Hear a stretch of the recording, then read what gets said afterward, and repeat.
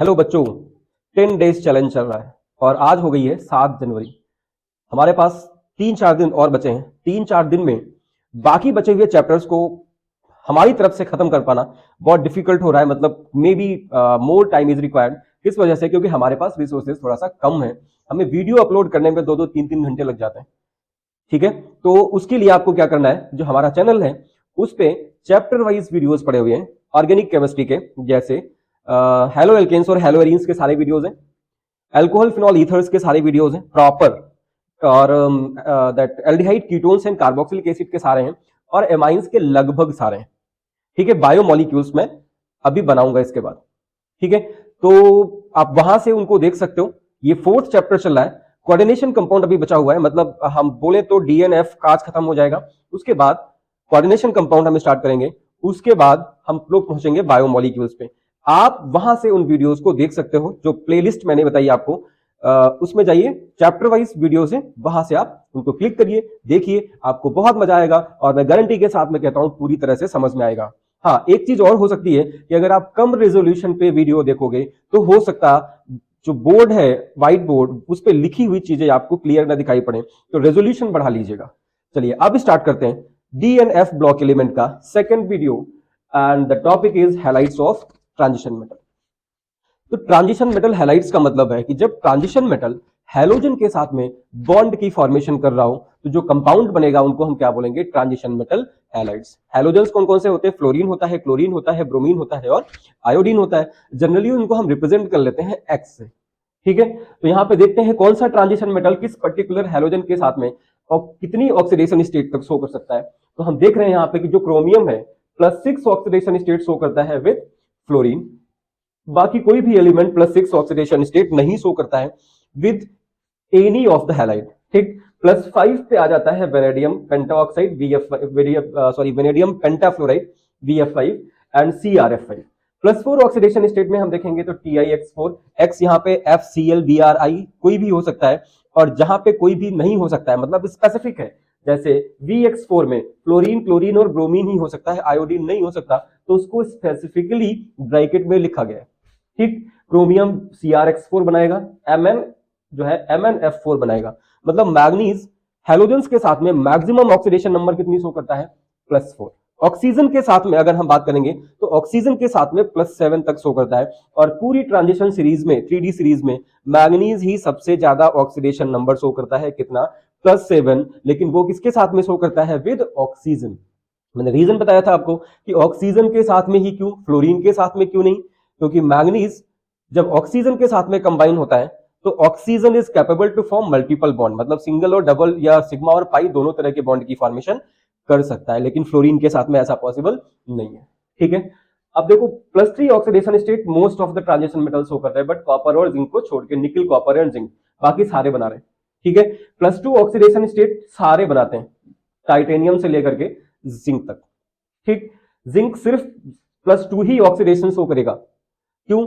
क्योंकि जिंक का electronic configuration है 3d10 4s2। D cell completely filled है तो वो इलेक्ट्रॉन वहां से लूज नहीं करेगा, सिर्फ 4s के इलेक्ट्रॉन ही बॉन्ड की फॉर्मेशन में पार्टिसिपेट कर सकते हैं। ठीक, +1 ऑक्सीडेशन स्टेट की बात करें तो कोई भी ट्रांजिशन मेटल यहां से यहां तक +1 ऑक्सीडेशन शो नहीं करता है एक्सेप्ट कॉपर। मतलब 3D सीरीज में +1 ऑक्सीडेशन स्टेट का अगर कोई हैलाइड बनाएगा या कोई भी ट्रांजिशन मेटल अगर +1 ऑक्सीडेशन स्टेट से शो करता है तो वो कौन है? सिर्फ कॉपर है। ठीक है, अब आ जाते हैं इधर, +6 ऑक्सीडेशन स्टेट कौन शो करता है? क्रोमियम। ये मेजर पॉइंट्स है, एमसीक्यूज में पूछ सकता है या ऐसे भी पूछ सकता है, आपको याद होने चाहिए। +5 ऑक्सीडेशन स्टेट हैलाइड्स में कौन कौन शो करता है? Vanadium and chromium. मैग्नीज जो है +4 ऑक्सीडेशन स्टेट शो करता है with fluorine, +7 oxidation state show करेगा विद MnO3F। ठीक है, अब देखो क्वेश्चन पूछ सकता है आपसे कि जो हायर ऑक्सीडेशन स्टेट है, मतलब +5 +6 +4, ये मैक्सिमम जो है फ्लोरीन ही क्यों बना रहा है? मतलब जब ट्रांजिशन मेटल फ्लोरीन के साथ में कंबाइन होता है तो +6 ऑक्सीडेशन स्टेट शो कर रहा है, +5 ऑक्सीडेशन स्टेट शो कर रहा है। आयोडीन, क्लोरीन, इन सबके साथ में ऐसा नहीं हो रहा है। तो होता देखो क्या है कि फ्लोरीन में क्या है? Fluorine has capability to stabilise higher oxidation states. ये लिख लीजिएगा, 1 नंबर का है, बल्कि ये सारे जो पॉइंट्स हैं ये 1 नंबर के। ठीक, fluorine has capability to stabilise higher oxidation states. किसकी वजह से? Due to high lattice energy. Lattice energy तो आपको पता है, किसी क्रिस्टल लैटिस को ब्रेक करने में, एटम्स को ब्रेक करने पर जो एनर्जी चाहिए that is called as the lattice enthalpy या लैटिस एनर्जी। तो fluorine has capability to stabilise higher oxidation states due to the high lattice energy और due to the high electronegativity. Electronegativity ज्यादा है, मतलब एटम्स के बीच में force of attraction ज्यादा है, इसकी वजह से ही लैटिस एनर्जी ज्यादा है। ठीक है, कंपैक्टली पैक्ड होंगे। +1 ऑक्सीडेशन स्टेट कौन शो करता है? कॉपर शो करता है। ठीक, CuX, जहां पे X जो है Cl हो सकता है, Br मतलब ब्रोमाइड हो सकता है और आयोडाइड भी हो सकता है। ठीक, ये सारे इंपॉर्टेंट क्वेश्चंस हैं, ध्यान रखिएगा, लिख लीजिएगा, याद कर लीजिएगा, एक भी छूटना नहीं चाहिए। अब देखिए ये वाला क्वेश्चन, कॉपर कहता है कि CuX is quite unstable. Aqueous medium में कॉपर अगर +1 ऑक्सीडेशन स्टेट में है तो अनस्टेबल है, लेकिन अगर +2 ऑक्सीडेशन स्टेट में है तो मोर स्टेबल है। तो CuX is quite unstable. CuX का मतलब जब कॉपर होगा +1 ऑक्सीडेशन स्टेट में, while CuX2 is somewhat more stable than the CuX in aqueous medium। तो CuX का मतलब कॉपर जो +1 ऑक्सीडेशन स्टेट में है, CuX2 का मतलब है जो कॉपर +2 ऑक्सीडेशन स्टेट में। ठीक, तो होता क्या है देखो, जो Cu+ है मतलब copper in +1 oxidation state undergo disproportionation reaction in aqueous medium. Disproportionation का मतलब क्या होता है कि वो रिएक्शन जिसमें किसी पर्टिकुलर का ऑक्सीडेशन भी हो रहा हो और उसी का रिडक्शन भी हो रहा हो। जैसे कॉपर aqueous मीडियम में Cu+ फॉर्म में है, ये Cu में भी कन्वर्ट हो जाएगा और Cu2+ में भी कन्वर्ट हो जाएगा। तो Cu+ जब Cu में जा रहा है तो रिडक्शन हो रहा है, Cu+ जब Cu2+ में जा रहा है तो ऑक्सीडेशन हो रहा है। तो ऐसी सच रिएक्शंस को हम क्या बोलते हैं? Disproportionation reaction. ठीक, तो Cu+2+ ion is more stable, किसकी वजह से? Due to high negative hydration enthalpy. Reason क्या है? कॉपर प्लस मतलब Cu+ aqueous मीडियम में डिस्प्रपोर्शनेशन रिएक्शन देता है ना, और Cu2+ मोर स्टेबल हो जाता है due to high negative lattice enthalpy. आप यहां पे इसको अंडरलाइन कर लीजिए, due to high negative, sorry lattice नहीं यार, हाइड्रेशन एंथैल्पी, लैटिस बोल दिया मैंने। Cu2+ ion is more stable in due to high negative hydration enthalpy. ठीक, एक चीज और मेजर, कोई भी हाईलाइट दे रखा होगा है या 4 हाईलाइट दे दिए, आपसे पूछेगा कि इसमें सबसे ज्यादा कोवेलेंट कैरेक्टर किसमें है या सबसे ज्यादा आयनिक कैरेक्टर किसमें है, तो आपको वही बात पुरानी याद रखनी है कि जैसे जैसे ट्रांजिशन मेटल की ऑक्सीडेशन स्टेट बढ़ेगी कोवेलेंट कैरेक्टर बढ़ता जाएगा। Covalent character of halide directly proportional to the oxidation state. ये ऑक्साइड में भी था, है ना, कि ऑक्साइड अगर बना रहा होगा हायर ऑक्सीडेशन स्टेट में तो कोवेलेंट कैरेक्टर बढ़ेगा। कोवेलेंट कैरेक्टर क्यों बढ़ेगा? क्योंकि ऑक्सीडेशन स्टेट बढ़ेगी तो पोलराइजेशन बढ़ेगा, ठीक है ना, और जैसे जैसे पोलराइजेशन बढ़ेगा कोवेलेंट कैरेक्टर बढ़ता जाएगा। Now come to the oxides of transition metal. इसका मतलब है कि जब ट्रांजिशन मेटल ऑक्सीजन के साथ में रिएक्ट करके कंपाउंड की फॉर्मेशन कर रहा हो तो +7 ऑक्सीडेशन स्टेट मैग्नीज शो करता है, कंपाउंड बनाता है Mn2O7। Mn2O7 क्यों बनाता है? या ऑक्सीजन के साथ में ही +7 ऑक्सीडेशन स्टेट क्यों शो करता है? फ्लोरीन के साथ में आपने देखा था +4 शो कर रहा था, किसकी वजह से? Maybe due to the ability of oxygen to form multiple bond. Fluorine के साथ में फ्लोरीन मल्टीपल बॉन्ड की फॉर्मेशन नहीं कर पाता है, जबकि ऑक्सीजन सिंगल और डबल या बोले तो सिग्मा और पाई दोनों बॉन्ड की फॉर्मेशन कर सकता है। इसकी वजह से मैग्नीज जो है ऑक्सीजन के साथ में +7 ऑक्सीडेशन स्टेट शो करता है। +6 ऑक्सीडेशन स्टेट कौन शो करेगा? क्रोमियम बनाएगा CrO3। +5 ऑक्सीडेशन स्टेट शो करता है वेनेडियम, बनाता है B2O5। ये मैंने एक ही एक लिखा है, क्यों? इसका मतलब है कि कोई दूसरा एलिमेंट इस तरह के ऑक्साइड या +5 में, +6 में या +7 में ऑक्साइड की या ट्रांजिशन मेटल ऑक्साइड की फॉर्मेशन नहीं करता है। ये ध्यान रखिएगा, ये याद रखने पड़ेंगे आपको कंपाउंड्स, ठीक है ना, आपसे पूछेगा या MCQ क्वेश्चन क्रिएट कर सकता है। यहां से +1 ऑक्सीडेशन स्टेट सिर्फ एक ही एलिमेंट शो करता है, कॉपर, बना देगा Cu2 Q+ ऑक्साइड। स्कैंडियम आपने देखा था कि फ्लोरीन हैलाइड्स की स्कैंडियम हैलाइड्स की फॉर्मेशन नहीं कर रहा था, बट यहाँ पे ऑक्साइड की फॉर्मेशन करता है, और मैक्सिमम ऑक्सीडेशन स्टेट जो स्कैंडियम शो करता है वो कितना है? +3 is the maximum oxidation state, बनाता है Sc2O3। ठीक, Mn2O7 का स्ट्रक्चर आपसे पूछ सकता है कि draw the structure of Mn2O7, तो ये कुछ इस तरह से ड्रॉ करेंगे। मैग्नीज एक ऑक्सीजन के साथ में एक बोले तो ब्रिजिंग बॉन्ड की फॉर्मेशन कर रहा होगा, और बाकी जो ऑक्सीजन है वो तीनों दोनों मैग्नीज को दे दीजिए और डबल बॉन्ड के साथ में, तो ये बन जाएगा Mn2O7। ठीक, next come to the most important magnetic properties of the transition metal. तो मैग्नेटिक प्रॉपर्टीज, मैग्नेटिक कंपाउंड्स, इसका मतलब हो गया कि जो कंपाउंड्स को हम दो तरह से डिवाइड कर सकते हैं। एक तो वो जो मैग्नेट की तरफ अट्रैक्ट होते हो और दूसरे वो जो मैग्नेट की तरफ अट्रैक्ट ना होते हो। तो ब्रॉडली इनको हम डिवाइड कर लेते हैं टू टाइप में, diamagnetic and the paramagnetic. Diamagnetic का मतलब है कि ऐसे सब्सटेंसेस जिनको जो हम मैग्नेटिक फील्ड में ले जाते हैं तो ये मैग्नेटिक फील्ड से रिपेल हो जाते हैं, या मैग्नेट उनको अपनी तरफ, मैग्नेटिक फील्ड उनको अपनी तरफ अट्रैक्ट नहीं करती है। Such type of substances will be called as diamagnetic. और पैरामैग्नेटिक क्या होते हैं? ऐसे substances which get attracted towards the magnet when placed in the magnetic field। ठीक, इतना समझ में आ रहा है? अब देखो, जो ट्रांजिशन मेटल्स हैं उनके पास होते हैं अनपेयर्ड इलेक्ट्रॉन, और जो अनपेयर्ड इलेक्ट्रॉन है ड्यू टू इट्स रोटेशन, है ना, क्या करता है? It behaves like a tiny magnet. ठीक, तो सिंपली याद रखो कि most of the transition metals are paramagnetic in nature. किसकी वजह से? Due to presence of unpaired electron. इसका मतलब हो गया कि अनपेयर्ड इलेक्ट्रॉन है तो अनपेयर्ड इलेक्ट्रॉन का मतलब वो किस तरह से बिहेव करेगा? टाइनी मैग्नेट की तरफ बिहेव करेगा, और जब उस सब्सटेंस को हम मैग्नेटिक फील्ड में ले जाएंगे तो it will be attracted towards the magnet. ठीक, तो that's why most of the transition metals are paramagnetic in nature. किसकी वजह से? Due to the presence of unpaired electrons. मैं ट्रांजिशन मेटल की बात कर रहा हूं, जितने भी ट्रांजिशन मेटल्स है सभी के पास अनपेयर्ड इलेक्ट्रॉन है। इसका मतलब सभी ट्रांजिशन मेटल्स जो है वो पैरामैग्नेटिक नेचर के हैं। स्टेटमेंट पे ध्यान दीजिएगा, इससे पहले मैं शायद कुछ दूसरा बोल गया।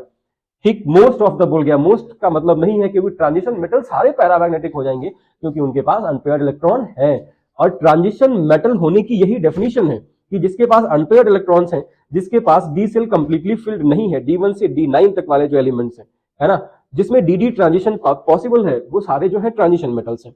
तो रीजन क्या हो जाएगा? Due to presence of unpaired electrons. Magnetic movement अगर हम फाइंड करते हैं तो हमारे पास फॉर्मूला होता है mu equals to under root N bracket में n+2 dm। dm is the Bohr magneton, ये यूनिट है। n यहां पे क्या है? Number of unpaired electrons. ये ब्रैकेट बंद कर दीजिए यहां पे। n is the number of unpaired electrons. इससे हम पता कर सकते हैं कि मैग्नेटिक मूवमेंट कितना है। इसका मतलब अगर हम ऐसे बात करें कि जैसे जैसे नंबर ऑफ अनपेयर्ड इलेक्ट्रॉन्स बढ़ते जाएंगे, मैग्नेटिक कैरेक्टर बढ़ता जाएगा, और वो स्पीसीज जिसके पास maximum number of unpaired electrons होंगे that will be strongly attracted towards the magnetic field. और ऐसे सब्सटेंसेस को हम बोलेंगे फेरोमैग्नेटिक सब्सटेंसेस। फेरोमैग्नेटिक का मतलब जिसके पास maximum number of unpaired electron है और वो मैग्नेटिक फील्ड की तरफ स्ट्रांगली अट्रैक्ट होगा।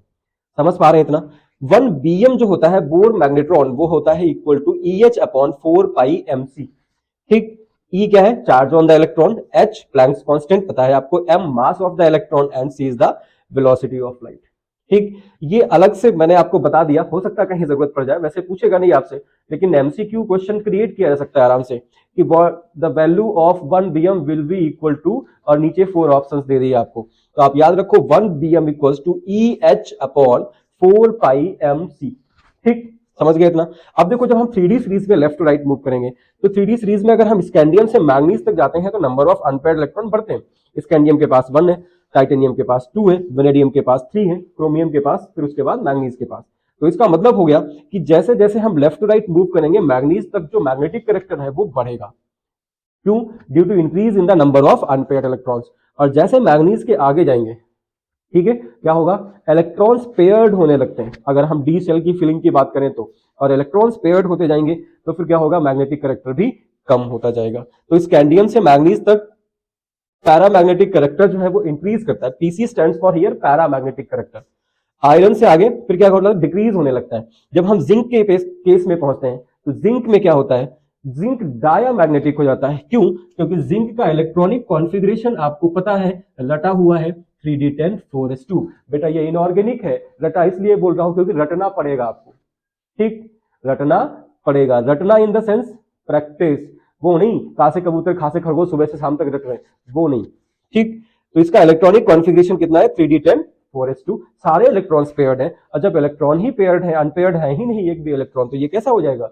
ये डायामैग्नेटिक हो जाएगा। ठीक, ये क्वेश्चन पूछेगा आपसे कि zinc is diamagnetic in nature, why? तो लिखोगे due to presence of absence of unpaired electrons. ठीक, आपसे पूछेगा कि स्कैंडियम से मैग्नीज तक जब हम मूव करते हैं तो पैरामैग्नेटिक कैरेक्टर जो है वो इंक्रीज क्यों करता है? तो रीजन क्या बताओगे? Due to increase in the number of unpaired electrons. आपसे पूछेगा कि कोई दो एलिमेंट ले लेगा कि है इसका पैरामैग्नेटिक, इसका मैग्नेटिक मूवमेंट इतना है और दूसरे वाले का मैग्नेटिक मूवमेंट इतना है, क्यों? हो सकता है दोनों की ऑक्सीडेशन नंबर भी सेम कर रखी हो। कि एक कोई मेटल है +2 ऑक्सीडेशन स्टेट में, दूसरा कोई मेटल है +2 ऑक्सीडेशन स्टेट में, कहेगा कि दोनों का ऑक्सीडेशन मतलब पॉजिटिव चार्ज या ऑक्सीडेशन स्टेट तो सेम है, बट क्या है, मैग्नेटिक मूवमेंट डिफरेंट है। क्यों? तो क्या बताओगे? हम सिंपली इलेक्ट्रॉनिक कॉन्फ़िगरेशन करेंगे। इलेक्ट्रॉनिक कॉन्फ़िगरेशन करने के बाद जिस ऑक्सीडेशन स्टेट में है उतने इलेक्ट्रॉन्स पहले एस सेल से रिमूव करेंगे, फिर डी सेल से रिमूव करेंगे, फिर काउंट कर लेंगे नंबर ऑफ अनपेयर्ड इलेक्ट्रॉन्स। तो जिसके पास अनपेयर्ड इलेक्ट्रॉन ज्यादा होंगे उसका मैग्नेटिक कैरेक्टर ज्यादा होगा, जिसके पास अनपेयर्ड इलेक्ट्रॉन्स कम होंगे उसका मैग्नेटिक कैरेक्टर भी कम होगा। ठीक है, समझ में आ रहा है बेटा? शेयर कर दिया करो, सब्सक्राइब कर दिया करो, लाइक भी कर दिया करो, सब्सक्राइब करवाते रहिए आप अपने दोस्तों से। देखो जो डी ब्लॉक एलिमेंट्स हैं उसमें क्या है कि they are capable to form coordinate bond, और अगर वो कोऑर्डिनेट बॉन्ड बनाते हैं किसी लिगेंड के साथ में, तो जो कॉम्प्लेक्स की फॉर्मेशन होती है उसको हम बोलते हैं कोऑर्डिनेशन कंपाउंड या कोऑर्डिनेट कॉम्प्लेक्स, है ना। तो transition metal take part in the formation of the complex compounds, किसकी वजह से? रीजन क्या है? Due to the availability of incompletely filled D shell. Actual में क्या होता है, जैसे एग्जांपल लिया हमने कि आयरन 6Cn माइनस आयन के साथ में कंबाइन होता है, ठीक, बनाता है हेक्सासाइनोफेरेट 3। तो यहां पे क्या है, आयरन को 6Cn से बॉन्ड बनाने के लिए 6 एम्पटी ऑर्बिटल्स प्रोवाइड करनी पड़ती हैं, और एम्पटी ऑर्बिटल्स तभी प्रोवाइड कर पाएगा जब होगा, है ना, और वो होता है किसकी? वो अवेलेबल कौन बनाता है? डी सेल, ठीक, क्योंकि आयरन या जितने भी ट्रांजिशन मेटल्स हैं इनके पास में डी सेल अवेलेबल है, जिसकी वजह से ये क्या कर सकते हैं? Ability to form complex compounds. ये क्वेश्चन आपसे पूछ सकता है कि ट्रांजिशन मेटल्स कॉम्प्लेक्स की कंपाउंड की फॉर्मेशन क्यों करते हैं, तो आप सिंपल बता दोगे कि वो इनके पास डी सेल अवेलेबल है, जिसकी वजह से ये कैपेबल है for the formation of that coordinate bond या कोऑर्डिनेशन कंपाउंड्स। ठीक, next come to the formation of coloured ions. बहुत इंपॉर्टेंट पूछ लिया जाता है आपसे कि ट्रांजिशन मेटल्स जो है कलर्ड कंपाउंड्स या कलर्ड आयन की फॉर्मेशन क्यों करते हैं। तो देखो कलर किसकी वजह से आता है, फिर से वहीं पे आ गए डी ट्रांजिशन, और डी ट्रांजिशन कब होगा? जब होंगे अनपेयर्ड इलेक्ट्रॉन्स, है ना। तो इसका मतलब हो गया कि ऐसे कंपाउंड्स, ऐसे कॉम्प्लेक्सेस जिनके पास अनपेयर्ड इलेक्ट्रॉन्स प्रेजेंट हैं वहां पे डी ट्रांजिशन पॉसिबल है, और वो सारे कंपाउंड्स, वो सारे कॉम्प्लेक्सेस जो होंगे वो उनका कोई ना कोई स्पेसिफिक कलर होगा, ठीक। लेकिन जहां पे D0 आ गया या जहां पे D10 इलेक्ट्रॉनिक कॉन्फ़िगरेशन आ जाएगा तो वो सारे इलेक्ट्रॉन्स कैसे हो गए? पेयर्ड हो गए, मतलब डी ट्रांजिशन पॉसिबल नहीं होगा। और डी ट्रांजिशन जब पॉसिबल नहीं होगा तो कॉम्प्लेक्सेस या कंपाउंड्स कैसे हो जाएंगे? कलरलेस हो जाएंगे, ठीक। तो colour is due to the D transition. D transition कब होता है? जब अनपेयर्ड इलेक्ट्रॉन्स प्रेजेंट होते हैं। आउटर कॉन्फ़िगरेशन अगर D1 से D9 तक है, ठीक, मतलब कोई कॉम्प्लेक्स दिया, कह रहा है कि ये कॉम्प्लेक्स जो है पर्टिकुलर कलर का है और दूसरा कंपाउंड जो है वो कलरलेस है, ठीक। तो कलर हम देखेंगे, उसका इलेक्ट्रॉनिक कॉन्फ़िगरेशन करेंगे सेंट्रल एटम का, उसकी ऑक्सीडेशन स्टेट निकालेंगे सेंट्रल एटम की, फिर उतने जितनी उसकी ऑक्सीडेशन स्टेट है उतने ही इलेक्ट्रॉन हम वैलेंस सेल से लूज कर देंगे, और फिर देखेंगे कि क्या इसके पास अनपेयर्ड इलेक्ट्रॉन बचते हैं। तो अगर आउटर मोस्ट इलेक्ट्रॉनिक मतलब आउटर मोस्ट सेल में अगर अनपेयर्ड इलेक्ट्रॉन्स हैं, ठीक, तो वो कैसा होगा? कलर्ड। तो D1 से D9 तक अगर है तो अनपेयर्ड इलेक्ट्रॉन जरूर प्रेजेंट है, तो वो कैसा है? कलर्ड है। जहां पे D0 आ जाएगा आउटर कॉन्फ़िगरेशन या D10 आ जाएगा वो कलरलेस हो जाएंगे।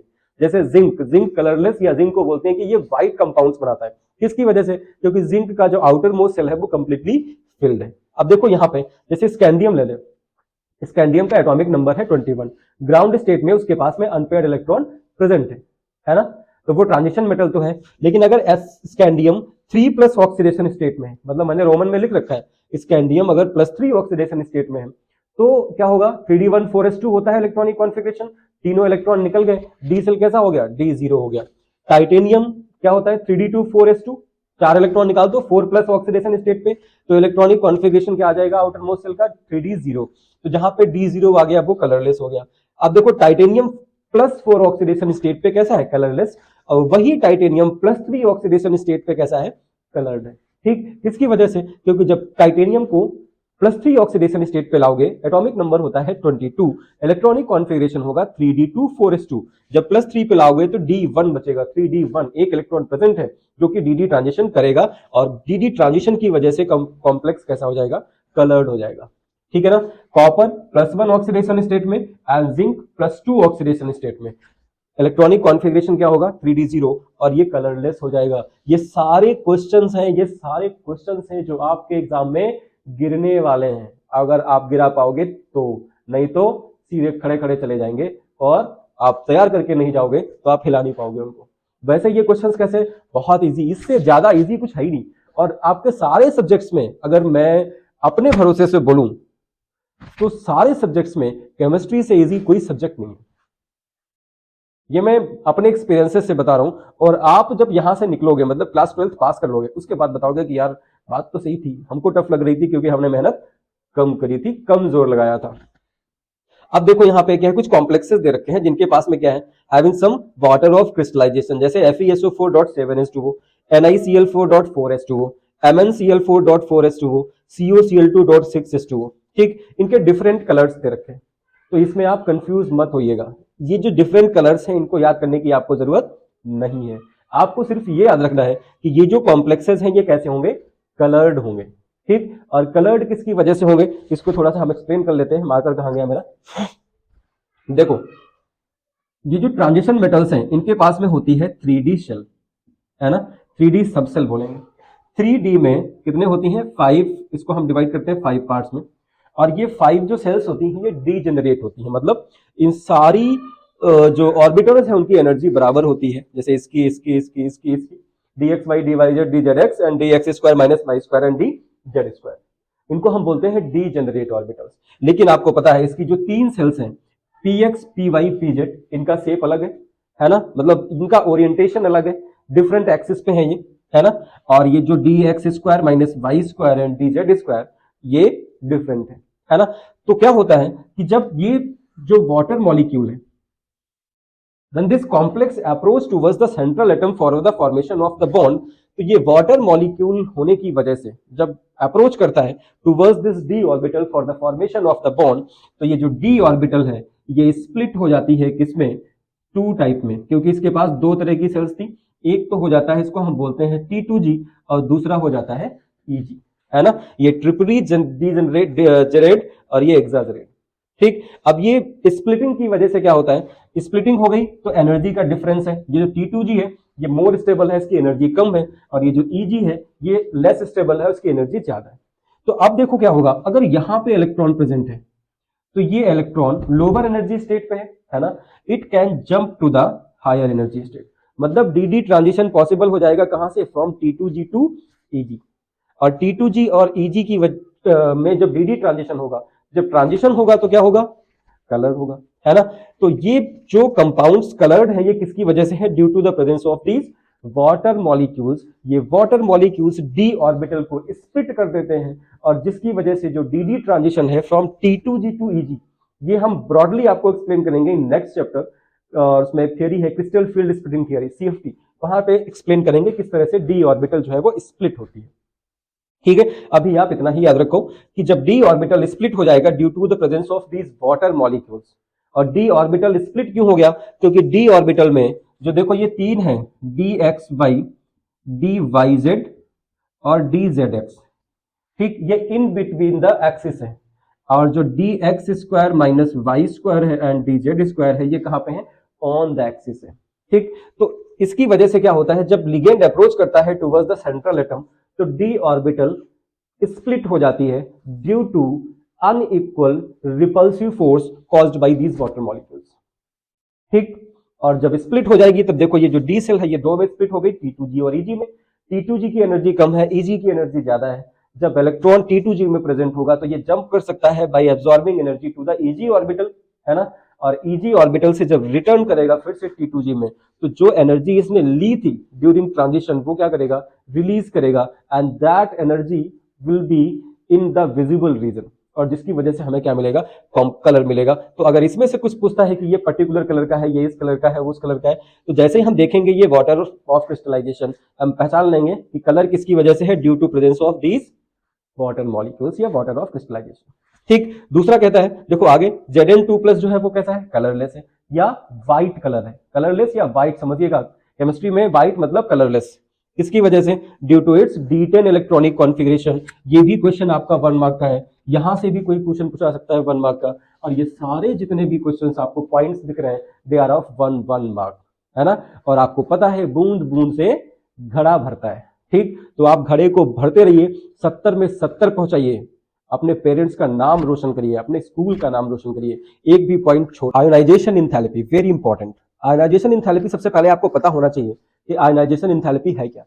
तो it is the amount of energy required for losing one electron or one mole electron from the outermost cell of a gaseous atom. मतलब किसी भी एटम के वैलेंस सेल से इलेक्ट्रॉन को निकालने के लिए जो एनर्जी चाहिए, क्योंकि इलेक्ट्रॉन और न्यूक्लियस के बीच में फोर्स ऑफ अट्रैक्शन होगा, तो some energy will be required for the removal of electron from the outermost shell of a gaseous atom, और उसी को हम क्या बोलेंगे, आयनाइजेशन एंथैल्पी. ठीक है ना, समझ पा रहे हो. अब ionization enthalpy of transition metal क्या होना चाहिए, higher than that of S block element, क्योंकि लेफ्ट टू राइट जाने पर क्या होता है, आयनाइजेशन एंथैल्पी बढ़ती है. क्यों? क्योंकि एटॉमिक रेडियस कम होती है, या बोले तो इफेक्टिव न्यूक्लियर चार्ज बढ़ता है. तो इसकी वजह से एस ब्लॉक एलिमेंट की जो आयनाइजेशन एंथैल्पी है वो डी ब्लॉक एलिमेंट की आयनाइजेशन एंथैल्पी से कम होगी. कब? जब कोई ionization enthalpy of transition metal higher than that of s block element and lower than that of p block element in the same period. ध्यान रखिएगा, s ब्लॉक एलिमेंट की जो आयनाइजेशन एंथैल्पी है अगर हम कंपेयर करें विद d ब्लॉक एलिमेंट, तो d block की ज्यादा होगी, s ब्लॉक की कम होगी. और अगर हम p से कंपेयर करें तो p ब्लॉक की ज्यादा होगी, d ब्लॉक की कम होगी. क्यों? क्योंकि लेफ्ट टू राइट मूव करने पर क्या होता है, आयनाइजेशन एंथैल्पी इंक्रीज करती है with increase in the effective nuclear charge. क्योंकि लेफ्ट टू राइट जाने पर इफेक्टिव न्यूक्लियर चार्ज बढ़ता है, लेफ्ट टू राइट जाने पर एटॉमिक रेडियस कम होती है, तो आयनाइजेशन एंथैल्पी बढ़ जाती है. ठीक. अब अगर हम ट्रेंड ऑब्जर्व करें तो एस और पी ब्लॉक एलिमेंट में जो ट्रेंड मिलेगा वो ज्यादा मिलेगा, मतलब आयनाइजेशन एंथैल्पी ज्यादा तेजी से बढ़ रही होगी. लेकिन अगर हम डी ब्लॉक में बात करें तो डी ब्लॉक में क्या होगा, आयनाइजेशन एंथैल्पी बढ़ेगी लेफ्ट टू राइट मूव करने पर. Ionisation enthalpy increases from left to right in period. किसकी वजह से? Due to decrease in the radius और increase in the effective nuclear charge.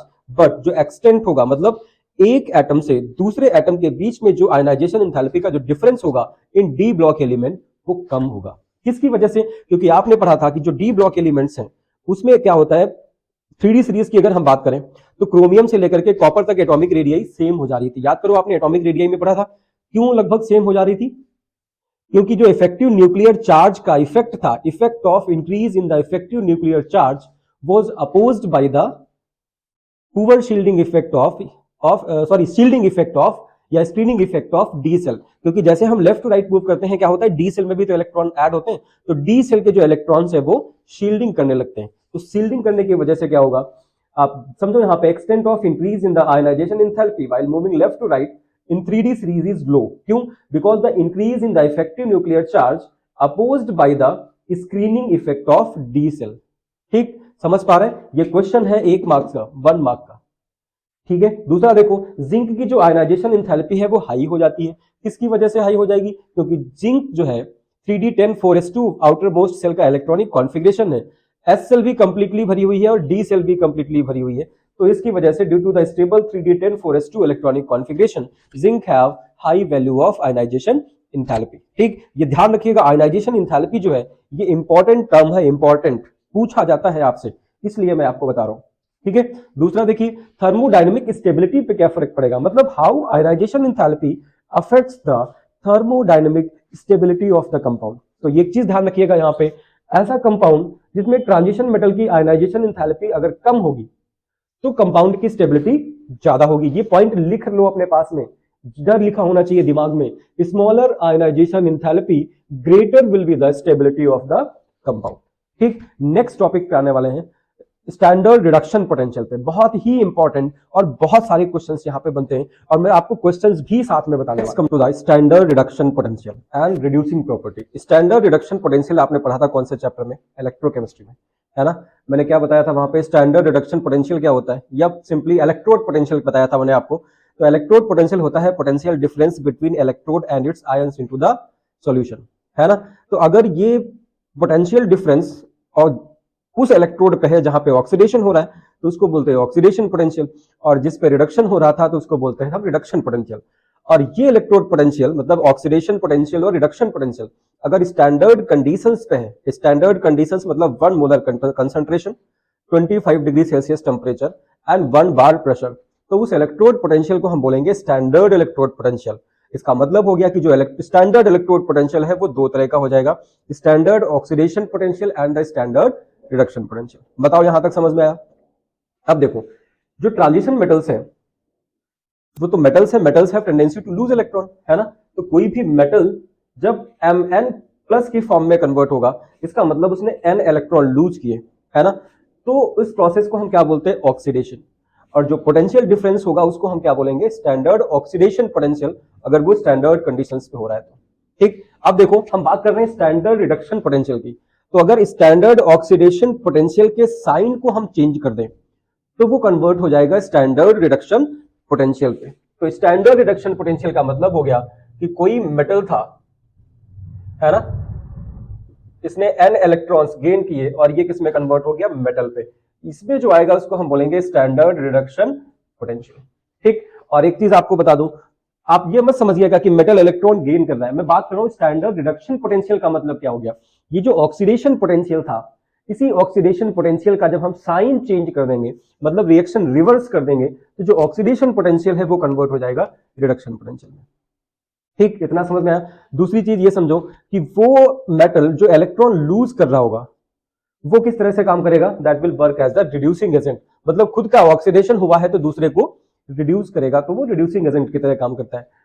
ठीक, तीसरी चीज ध्यान रखो, जिस भी मेटल का या इलेक्ट्रोड का इलेक्ट्रोड पोटेंशियल जितना ज्यादा नेगेटिव होता जाएगा, मैं बात कर रहा हूं स्टैंडर्ड रिडक्शन पोटेंशियल की, स्टैंडर्ड रिडक्शन पोटेंशियल मेटल्स का, लगभग सारे मेटल्स का नेगेटिव होता है। ठीक, तो जितना ज्यादा नेगेटिव इलेक्ट्रोड पोटेंशियल होता जाएगा, इसका मतलब वो उतनी इजीली इलेक्ट्रॉन्स को लूज कर दे रहा होगा। ठीक है, इतना समझ में आया। तो इस अब यहां से समझो, more negative E nought value, अगर ई नॉट मतलब स्टैंडर्ड रिडक्शन पोटेंशियल की वैल्यू ज्यादा नेगेटिव है, जिस भी इलेक्ट्रोड की जितनी ज्यादा नेगेटिव होती जाएगी, वो उतना स्ट्रॉन्गर रिड्यूसिंग एजेंट होता चला जाएगा। ये मैं आपको इलेक्ट्रोकेमिस्ट्री में बता चुका हूं।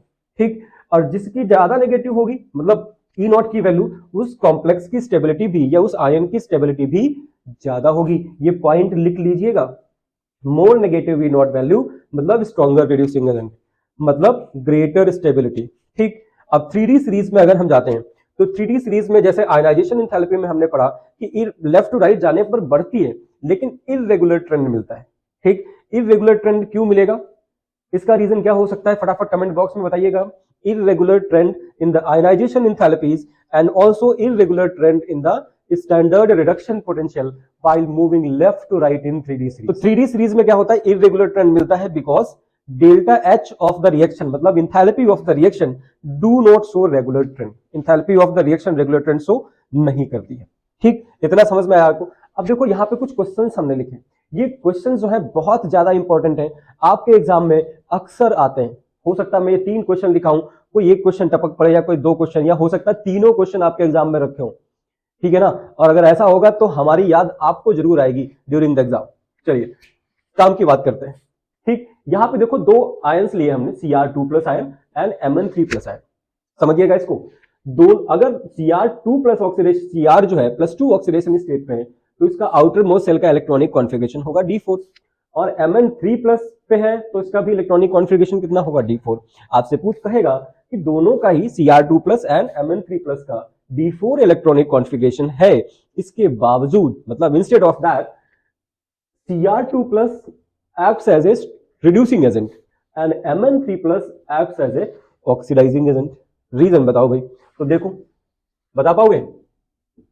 देखो क्रोमियम एटॉमिक नंबर कितना होता है 24, इलेक्ट्रॉनिक कॉन्फ़िगरेशन हो गया 3d5 and 4s1, है ना। जब ये Cr2+ की फॉर्म में ले जाओगे तो एक इलेक्ट्रॉन ये निकला, एक इलेक्ट्रॉन यहां से निकला, मतलब ये हो गया 3d4। ठीक, अब जब ये, और एक चीज और ध्यान रखो, क्रोमियम का एक्चुअली होता है 3d4 and 4s2, क्रोमियम का होता है 3d4 and 4s2। एक इलेक्ट्रॉन वो s सेल से ले लेता है, उसका है नहीं।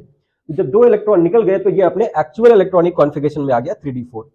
अब जो 3d4 है ये चेंज हो जाता है किसमें, 3d3 में, मतलब Cr2+ have tendency to change its oxidation state from Cr2+ to Cr3+। ठीक, और जब Cr2+ से Cr3+ में जाएगा by the loss of 1 electron, oxidation हो रहा है तो किस तरह से काम करेगा, रिड्यूसिंग एजेंट की तरह काम करेगा। अब Cr2+ से Cr3+ में क्यों गया, क्योंकि जो D सेल है जब स्प्लिट होती है तो बनाती है T2G and Eg, और T2G अगर 3 हो गया, 3 ही इलेक्ट्रॉन है, D3 पहुंचेगा तो D3 जब पहुंचेगा तो T2G3 हो गया, और Eg 0 हो गया, तो T2J कैसा हो गया, T2G3 हाफ फील्ड हो गया। हाफ फील्ड होने की वजह से स्टेबिलिटी बढ़ जाती है, ठीक। लेकिन अगर हम Mn के केस में जाएं तो Mn का एटॉमिक नंबर 25, इलेक्ट्रॉनिक कॉन्फ़िगरेशन है 3d5 and 4s2, already half field है 3d5, more stable half field है ना। अगर इसको हम Mn3+ की फॉर्म में ले जाते हैं तो इस यहां से आपको क्या करना पड़ेगा, 3 इलेक्ट्रॉन्स निकालने पड़ेंगे। 2 इलेक्ट्रॉन तो यहां से ये आसानी से लूज कर देगा, है ना, बट 1 इलेक्ट्रॉन यहां से आसानी से लूज नहीं करेगा क्योंकि हाफ फील्ड है।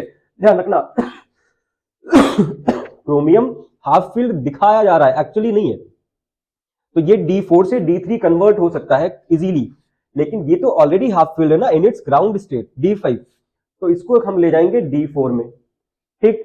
अगर 3 इलेक्ट्रॉन लूज करते हैं तो इसका मतलब हो गया कि अब Mn की टेंडेंसी क्या है कि Mn जो है 2+ से किस में मूव कर जाए, Mn3+ में मूव कर जाए, और इसका मतलब हो गया इसको 1 इलेक्ट्रॉन लेना पड़ जाएगा, ठीक है। तो that's why Cr2+ acts as a stronger reducing agent and Mn2+ acts as a stronger oxidizing agent। समझ में आया, मोटा मोटा समझो, Cr2+ किस में मूव करेगा, Cr3+ में, या हम ऐसे बोलें कि D4 किस में मूव करेगा, D3 में, इन केस ऑफ Cr2+, ठीक। क्यों, क्योंकि T2G हाफ फील्ड हो जाएगा, स्टेबिलिटी बढ़ जाएगी। लेकिन Mn के केस में Mn मूव करेगा Mn3+ से किसमें, Mn2+ में, ठीक। क्यों, क्योंकि ये ऑलरेडी हाफ फील्ड है। अगर ये Mn2+ में पहुंच जाएगा तो यहां पे उल्टा लिख दिया मैंने, Mn3+ से ये मूव करेगा किसमें, Mn2+ में मूव करेगा, सॉरी बेटा by mistake, by the gain of 1 electron, है ना। Mn3+ will change to Mn2+, तो जब इलेक्ट्रॉन गेन कर रहा है तो क्या हो रहा है, रिडक्शन, मतलब किस तरह से काम करेगा, ऑक्सीडाइजिंग एजेंट की तरह काम करेगा। 1 नंबर का क्वेश्चन। दूसरा देखो कह रहा है ई नोट वैल्यू, मतलब स्टैंडर्ड रिडक्शन पोटेंशियल की वैल्यू Mn2+ टू Mn कैसी है, मोर नेगेटिव है। मोर नेगेटिव है, मैंने भी क्या बताया था, अगर ई नॉट की वैल्यू ज्यादा नेगेटिव है उसका मतलब वो इजीली इलेक्ट्रॉन्स को लूज कर रहा होगा। और कह रहा है कि Mn जो है Mn2+ में कन्वर्ट हो रहा है, मतलब 2 इलेक्ट्रॉन इजीली दे देगा, क्योंकि Mn का इलेक्ट्रॉनिक कॉन्फ़िगरेशन है 3d5 एंड 4s2। अगर ये Mn2+ की फॉर्म में कन्वर्ट हो जाता है तो हो जाएगा 3d5, और 3d5 हो गया तो कैसा हो गया, हाफ फिल्ड हो गया बेटा ना, और हाफ फिल्ड हो गया तो ये क्या हो जाएगा, मोर स्टेबल हो जाएगा। इसका मतलब ये जो 4s के 2 इलेक्ट्रॉन्स है ये इजीली रिमूव कर देगा, इजीली लूज कर देगा, और इसीलिए E nought value of Mn2+ Mn, ध्यान रखना रिडक्शन पोटेंशियल की बात हो रही है, यहां से समझिएगा, कंफ्यूज मत होइएगा वहां पे, ठीक। यहां पे ये स्टैंडर्ड रिडक्शन पोटेंशियल बता रहा है, तो इसलिए हम स्टैंडर्ड रिडक्शन पोटेंशियल को ऐसे ही लिखते हैं, ठीक है। समझ में आया, 1 नंबर का क्वेश्चन है, लिख लो। थर्ड कह रहा है कि कॉपर Cu2+ टू Cu की जो है ई नॉट वैल्यू पॉजिटिव है, ये तो मेटल है, metals have tendency to lose electron, तो जो स्टैंडर्ड रिडक्शन पोटेंशियल है वो कैसा होना चाहिए, नेगेटिव होना चाहिए, लेकिन कॉपर की पॉजिटिव है। रीजन क्या है, तो रीजन है because of its high ionization enthalpy to convert copper to Cu2+ ion, मतलब कॉपर 3d10 4s1 अगर Cu2+ की फॉर्म में कन्वर्ट होता है तो इसको क्या चाहिए होगा, हाई एनर्जी चाहिए होगी, क्योंकि 3d10 क्या हो गया, फुल फिल्ड हो गया, 3d10 4s1। ध्यान रखिएगा कॉपर का इलेक्ट्रॉनिक कॉन्फ़िगरेशन है 3d10 4s1, ठीक। अगर इसको आप 2+ में ले जाते हो तो आपको 2 इलेक्ट्रॉन निकालने पड़ेंगे, एक जाएगा S से और एक जाएगा D से। D तो फुल फिल्ड है, ये तो स्टेबल है, इलेक्ट्रॉन लूज नहीं करेगा, और अगर आपको इलेक्ट्रॉन लूज करवाना है तो high energy will be required, ठीक है ना। तो क्या लिखा आपने, because of its high ionization enthalpy to convert Cu2+ to Cu, है ना, is not balanced by its hydration enthalpy. आपको पता है Cu2+ की हाइड्रेशन एंथैल्पी ज्यादा होती है एक्वस मीडियम में, जिसकी वजह से इसकी स्टेबिलिटी ज्यादा होती है as compare to the Cu+ ion aqueous medium में, due to its high negative hydration enthalpy. तो कह रहा है कि जो आयनाइजेशन एंथैल्पी चाहिए होगी वो इतनी ज्यादा होगी कि उस आयनाइजेशन एंथैल्पी को जो Cu2+ आयन की हाइड्रेशन एंथैल्पी है वो कंपनसेट नहीं कर पाएगी या बैलेंस नहीं कर पाएगी, जिसकी वजह से कॉपर की जो ई नॉट वैल्यू है वो कैसी हो जाती है, पॉजिटिव हो जाती है, पॉजिटिव हो जाती है। ये तीनों क्वेश्चन एक एक नंबर में आते हैं या आपके एग्जाम में आने वाले हैं, हो सकता है इसी में से कोई टपक पड़े, ठीक। तो बिल्कुल मिस मत करिएगा, और अगर समझ में ना आया हो तो फिर कमेंट करिएगा, मैं फिर से बताऊंगा आपको। हो सकता है यहाँ पे आप थोड़ा सा कंफ्यूज हो गए हो, क्योंकि थोड़ी सी क्राउडिंग ज्यादा हो गई यहाँ पे, मैंने कम स्पेस छोड़ा था इसके लिए, ठीक है। Transition metals are less reactive than the S block elements. ठीक, किसकी वजह से? Due to high ionization enthalpy of the transition metal. ध्यान रखिएगा, एक नंबर का क्वेश्चन है, याद जरूर होना चाहिए आपको। Due to high ionization enthalpy of the transition metal, क्योंकि ट्रांजिशन मेटल की आयनाइजेशन एंथैल्पी ज्यादा है, इसलिए रिएक्टिविटी कम हो जाएगी। ट्रांजिशन मेटल्स में मेटेलिक बॉन्डिंग मिलती है ना। दूसरा, ट्रांजिशन मेटल्स की जो हाइड्रेशन एंथैल्पीज हैं वो लो है। ये सारी प्रॉपर्टीज है, इनकी वजह से transition metals are low reactive than that of S block element. ठीक, दूसरा नेक्स्ट प्रॉपर्टी कैटालिटिक प्रॉपर्टी, आपने पढ़ा है या ये क्वेश्चन पूछा जाता है आपसे, अक्सर पूछा जाता है कि why most of the transition metals are used as a catalyst. Catalyst समझ तो क्या होता है? कैटलिस्ट वो सब्सटेंस होता है जो किसी केमिकल रिएक्शन का रेट बढ़ा देता है, मतलब will increase the speed of the reaction. ठीक है, तो most of the transition metals are used as a catalyst. और रीजन क्या होता है? क्योंकि जो ट्रांजिशन मेटल है उनका साइज बड़ा है, और साइज बड़ा होने की वजह से ये क्या कर सकते हैं? They can provide larger surface area. ठीक, तो रीजन देखो दो तरह के हो गए। Ability to adopt variable oxidation state, पहला रीजन कि transition metals variable oxidation state show करते हैं, है ना, तो जिसकी वजह से रिक्वायरमेंट के बेसिस पे वो कॉम्प्लेक्स की फॉर्मेशन कर सकते हैं। ठीक, तो पहला रीजन हो गया ability to adopt variable oxidation states, और दूसरा रीजन हो गया transition metal can provide larger surface area. जब सरफेस एरिया बढ़ेगा तो more number of reacting species will collide simultaneously, जिसकी वजह से रेट ऑफ रिएक्शन बढ़ जाएगा। ठीक, एक नंबर का क्वेश्चन, ये आपका एक नंबर का क्वेश्चन। अगले पे आते हैं। अगला पॉइंट या बोले तो अगला एक नंबर आपका कौन सा? Formation of interstitial compounds. पूछता है कि ट्रांजिशन मेटल इंटरस्टिशियल कंपाउंड्स की फॉर्मेशन करते हैं तो क्यों करते हैं, रीजन पूछता है। तो देखो इंटरस्टिशियल कंपाउंड्स आपको पता होना चाहिए कि जैसे हम 4 बॉल्स ले लें, है ना, जैसे 4 एटम्स होते हैं, आप एटम 4 हो या 6 हो कैसे भी हो, अगर हम एटम्स को कंबाइन करते हैं एक दूसरे से, जैसे ये सारे जो है 4 एटम्स हैं, तो एटम्स के बीच में एक अनऑक्युपाइड स्पेस बचता है जो मैंने शेडेड कर रखा है। इस स्पेस को हम बोलते हैं इंटरस्टिशियल स्पेस। ये स्पेस बहुत कम होता है। ठीक, इस स्पेस में अगर कोई स्मॉल साइज का एटम, ठीक है, ट्रैप हो जाए, बंध जाए यहां पे, या कैप्चर हो जाए, है ना, तो जो कंपाउंड बनेगा उसको हम बोलेंगे interstitial compound. Means atoms of small size will be trapped in the space between the atoms of transition metal. ठीक, तो compounds formed by trapping of atom of small element like hydrogen, nitrogen and carbon etc. in the crystal lattice of a metal. ये metal की कोई crystal lattice है, इसमें ये atoms है, बीच का जो स्पेस है अनऑक्युपाइड स्पेस जो शेडेड है, ठीक, यहां पे इनमें से कोई एटम आ जाएगा और ट्रैप हो जाएगा, तो ऐसे कंपाउंड्स को हम बोलेंगे इंटरस्टिशियल कंपाउंड्स।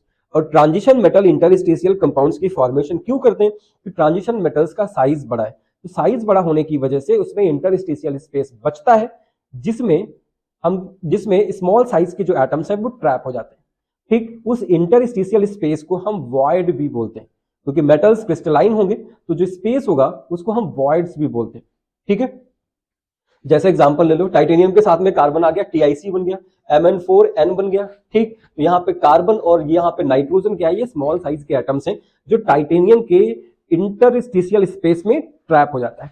ठीक, समझ पाए रीजन कि ट्रांजिशन मेटल्स इंटरस्टिशियल कंपाउंड्स की फॉर्मेशन क्यों करते हैं? Because of larger size of the atom, there is enough interstitial space in which small size atoms like carbon, nitrogen get trapped in between. ध्यान रखना, ये ट्रैप हो जाता है, ये जो स्मॉल साइज के एटम्स होंगे ये इस मेटल के साथ में कोई बॉन्ड की फॉर्मेशन नहीं करते हैं, ये ध्यान रखिएगा। तो इसकी कुछ प्रॉपर्टीज देखिए, दे आर नॉन स्टोकियोमेट्रिक। नॉन स्टोकियोमेट्रिक का मतलब हो गया कि इनकी स्टोकियोमेट्री जो है वो डिस्टर्ब्ड है, नॉन स्टोकियोमेट्रिक है, और जिसकी वजह से they can not have definite structure और फॉर्मूला। मतलब ये जो एटम्स हैं ये इनमें कोई बॉन्ड तो बना नहीं रहे, बॉन्ड ना बनाने की वजह से एटम ज्यादा भी हो सकते, कम भी हो सकते, मतलब कोई स्पेसिफिक सीक्वेंस या specific number of small size atoms नहीं होंगे। ठीक, तो नॉन स्टोकियोमेट्रिक हो गए, तो इनका कोई डेफिनेट ना तो शेप होगा, ना ही कोई स्ट्रक्चर होगा, ना ही कोई फॉर्मूला होगा। ठीक, नीदर कोवेलेंट नॉर आयनिक, ये ना तो कोवेलेंट बॉन्ड बनाते हैं ना तो आयनिक बॉन्ड बनाते हैं, क्योंकि जब बॉन्ड बनाते ही नहीं तो कोवेलेंट और आयनिक का कोई फर्क नहीं पड़ता है, मतलब कोई मतलब नहीं बनता यहाँ पे।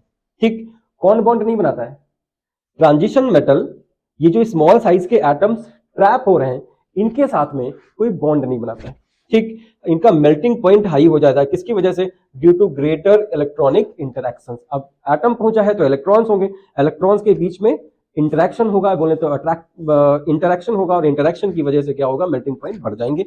दूसरा, ये केमिकली इनर्ट होते हैं, ठीक। And the last one, strength of metallic bond increases, मतलब ये जो इंटरस्टिशियल कंपाउंड फॉर्मेशन की वजह से जो मेटेलिक बॉन्ड की स्ट्रेंथ होती है वो बढ़ जाती है। ये सारे जो पॉइंट्स हैं एक एक नंबर के, मैं बहुत मेहनत किया हूं बेटा, एक एक पॉइंट लिखता हूं, लिखने के बाद वीडियो बनाता हूं, फिर से रेज करता हूं, फिर से लिखता हूं। ये लिखना इसलिए हो रहा है क्योंकि मैं चाहता हूं कि टाइम कम हो लगे और आपको मैक्सिमम मिल जाए। हमारा टाइम खर्च हो रहा है तो कोई बात नहीं, आपका, क्योंकि आपके एग्जाम है पास में, तो आपका मिनिमम टाइम खर्च होना चाहिए, इसलिए मैं लिखता हूं। अदरवाइज मेरे जो पुराने वीडियोस हैं उसमें आपने देखा होगा कि मैं साथ में एक्सप्लेन करते हुए लिखते चलता हूं, जैसे प्रॉपर टीचिंग होती है, ठीक है। एक लास्ट पॉइंट बचता है, फॉर्मेशन ऑफ एलॉय, उसको भी डिस्कस कर लेते हैं जनरल प्रॉपर्टीज में।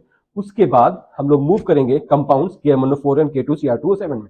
इसका मतलब हो गया कि हमें एक वीडियो और चाहिए KMnO4 और K2Cr2O7 के लिए, और एक वीडियो और चाहिए होगा किसके लिए, F ब्लॉक एलिमेंट के लिए। मतलब लगभग 2 वीडियो हमें 40-40 मिनट के और बनाने पड़ेंगे, उसके बाद ही आपका डी कंप्लीट हो जाएगा। इसका मतलब बहुत बड़ा चैप्टर है भाई, ठीक है, लेकिन बहुत इजी भी है, बहुत इंपॉर्टेंट भी है, याद करने वाली बहुत सारी चीजें यहाँ पे। और याद कैसे रखना है ये आप सिर्फ कर सकते हो, सिर्फ और सिर्फ कर सकते हो किससे, रिवीजन के बेसिस पे, ठीक है। तो वीडियो को देखते रहिए, सब्सक्राइब करते रहिए, शेयर करते रहिए। लास्ट टॉपिक लेके हम आते हैं और उसके बाद वीडियो को and come to the formation of alloy. Alloy क्या है, alloy is a mixture of metals या मिक्सचर ऑफ मेटल और नॉन मेटल, ठीक। साइंटिफिकली बोले तो हम ये कैसे होते हैं, सॉलिड सॉल्यूशंस होते हैं। And transition metals have tendency to form large number of alloys, ठीक। रीजन क्या, आपसे रीजन पूछेगा कि ऐसा क्यों करते हैं भाई, transition metals large number of alloys की फॉर्मेशन क्यों करते हैं। तो एक्चुअली क्या होता है, ट्रांजिशन मेटल्स में जो एटम्स के साइजेस होते हैं वो बहुत ज्यादा डिफर नहीं करते एक दूसरे से, मतलब कंपैरेबल साइज के होते हैं। और कंपैरेबल साइज के होने की वजह से क्या होता है, atom of one metal can be replaced by the atom of another metal, ठीक। जैसे एग्जांपल ले लेते हैं कि सपोज जैसे ब्रास बनाना है आपको, तो ब्रास में आपको पता है कॉपर 80% है और जो जिंक है वो 20% है, मिक्सचर है दोनों का। तो हमने क्या किया, अगर आपको बनाना है तो आप पहले कॉपर लोगे, कॉपर के 20% एटम्स को हम रिप्लेस कर देंगे by the atoms of zinc. क्यों, क्योंकि कॉपर और जिंक के एटम्स के साइज में कोई बहुत ज्यादा डिफरेंस है नहीं, लगभग एक जैसे हैं, है ना। इसकी वजह से क्या होगा, इजीली रिप्लेस किए जा सकते हैं, समझ पाए। तो एलॉय फॉर्मेशन क्यों करते हैं, क्योंकि जो एटम्स के साइजेस हैं of transition metal they are of comparable in nature, they do not having very big difference in the sizes of the atom, that's why they can be replaced easily। कुछ examples ले लो, जैसे brass copper 80%, zinc 20%। अगर हम bronze की बात करें तो copper 90% और टिन 10%, गन मेटल कॉपर 90% और टिन 10%। ये याद कर लीजिएगा, हो सकता है एमसीक्यू में आ जाए क्योंकि आपके एनसीईआरटी में दे रखे हैं, ठीक है। तो इस तरह से जनरल प्रॉपर्टीज खत्म हो गई भैया। अभी क्या बचा है, KMnO4 बचा है, K2Cr2O7 बचा है। इसके method of preparation, physical properties, chemical properties दोनों की, इनके स्ट्रक्चर्स आयंस के। उसके बाद हमारे पास है F ब्लॉक एलिमेंट। तो F ब्लॉक एलिमेंट में ज्यादा नहीं बताना है, बट ये KMnO4 K2Cr2O7 मैं कोशिश करूंगा कि अगला जो नेक्स्ट वीडियो आए उसमें ये पूरे टॉपिक जो है कवर हो जाए, ठीक है। और हाँ, आप देखते रहिएगा, पूरा वीडियो देखा करिए। जो मेजर पॉइंट्स हैं जो आपको नहीं आ रहा है, जो मैं बता रहा हूं, वैसे आ रहा होगा, आप थोड़ा सा स्पीड बढ़ा सकते हो वीडियो की। जो नहीं आ रहा है उसको लिख लेंगे, जो आ रहा है वो तो ठीक है, आपने सुन लिया, रिवाइज हो गया। जो नहीं आ रहा है उसको लिखते चलें कि ये पॉइंट हमें नहीं आ रहा था, और यहां से वहीं से 1 नंबर का क्वेश्चन अगर आ गया तो वो आपका छूटने ना पाए, ठीक। आप अपने दोस्तों को भी शेयर कर दिया करो, बहुत सारे दोस्त होंगे जिनको केमिस्ट्री में प्रॉब्लम होगी, है ना, उनकी केमिस्ट्री प्रिपेयर नहीं है। आप में से ही बहुत सारे हैं जिनको केमिस्ट्री प्रिपेयर नहीं है। आप शेयर करिए, वीडियो को देखिए, सब्सक्राइब करिए, लाइक